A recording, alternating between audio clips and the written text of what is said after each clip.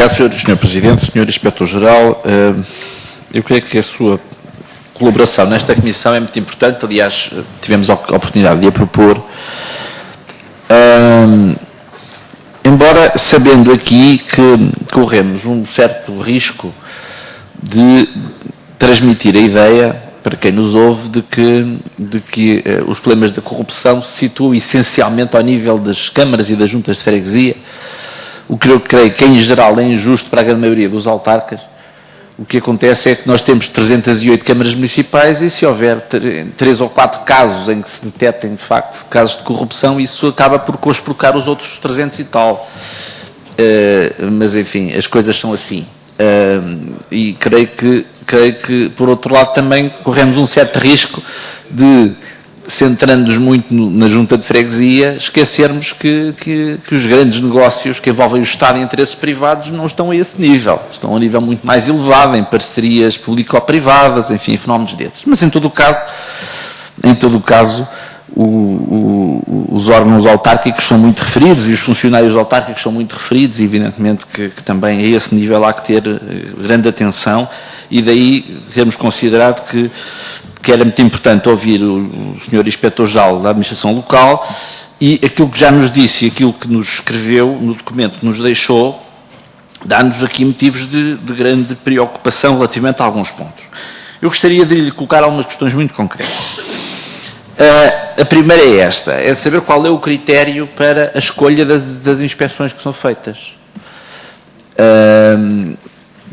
Evidentemente que sendo a EIGAL uma entidade dependente, embora com autonomia administrativa, mas dependente do Governo, está sob a orgânica governamental, a escolha das inspeções que são feitas tem de ser à prova de bala em termos da sua transparência e da sua isenção, sob pena de aparecerem presidentes de Câmara ou autarcas em geral que não sejam do partido do Governo e que digam, bem, mas há aqui um favoritismo, as câmaras da oposição são mais fiscalizadas que as outras e, portanto, gostaria de saber qual é o critério que determina que umas câmaras são inspecionadas e outras não, porque, como é evidente, não podem ser inspecionadas todas as autarquias locais no mesmo mandato e, portanto, gostaria de saber como é que se escolhem as autarquias que são inspecionadas. Depois, também gostaria de saber quais são os aspectos privilegiados nessas inspeções. Aqui não falo dos inquéritos e das sindicâncias que sejam feitas mediante denúncias, porque aí, obviamente, que a averiguação será dirigida em função do teor da denúncia, mas, em geral, aquelas inspeções ordinárias que são feitas, quais são os aspectos que são privilegiados pelos inspectores da EIGAL. Uma outra questão que queria colocar tem que ver com a colaboração com as outras entidades. O que nos disse aqui é, de certa forma, preocupante relativamente à ausência de coordenação entre várias entidades que acabam por fiscalizar as mesmas coisas. Nós, de vez em quando, ouvimos autarcas a dizer que são investigados por tantas entidades que lá na Câmara até tem uma salinha, não é? Onde estão sempre os inspectores, não é? E, de facto, quando nos diz que não há nenhum acréscimo de eficácia, diz-nos aqui que na área das autarquias locais equiparadas exercem também atividade fiscalizadora, o Tribunal de Contas e a Inspeção Geral de Finanças, sem que a tal confluência corresponda a qualquer acréscimo de eficácia. E eu atrevo-me a perguntar porquê é que não há acréscimo de eficácia, isto é, porque não é possível que haja uma coordenação, uma conjugação, para que não haja duplicação de esforços. Acho que, enfim, as pessoas não falam umas com as outras. Acho que perguntar-lhe-ia a que é que atribui esta ausência de eficácia, quando à partida pensar-se-ia que se há 3 entidades com competências nesta área, a conjugação de esforços das 3 entidades seria benéfica se ela existisse. À partida seria assim, mas por vistos não é. E, portanto, gostaria de saber a que é que atribui essa ineficácia da colaboração entre as várias entidades. O Dr. Carlos Anjos, que é presidente da ASFIC, da Associação dos Funcionários de Investigação Criminal, disse-nos aqui há uns dias que, enquanto há uns anos atrás a Polícia Judiciária trabalhava muito na base de inspeções que recebia, mas que essa fonte investigatória foi secando.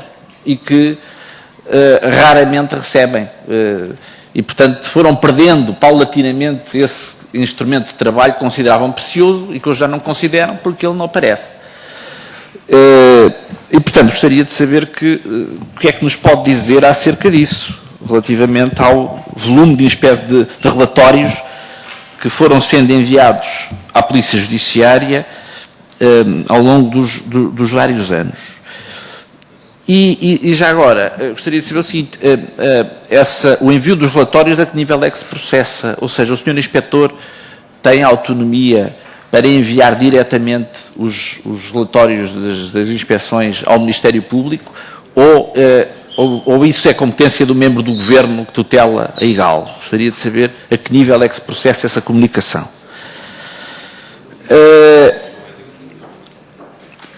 Já agora gostaria também de saber quais são os meios humanos que estão ao dispor da IGAL, quantos inspectores é que têm no terreno,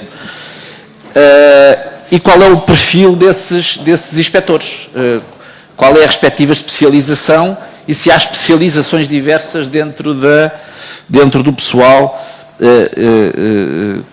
que trabalha na IGAL e que faz as inspeções às autarquias locais. Finalmente, gostaria de, se nos poderia elucidar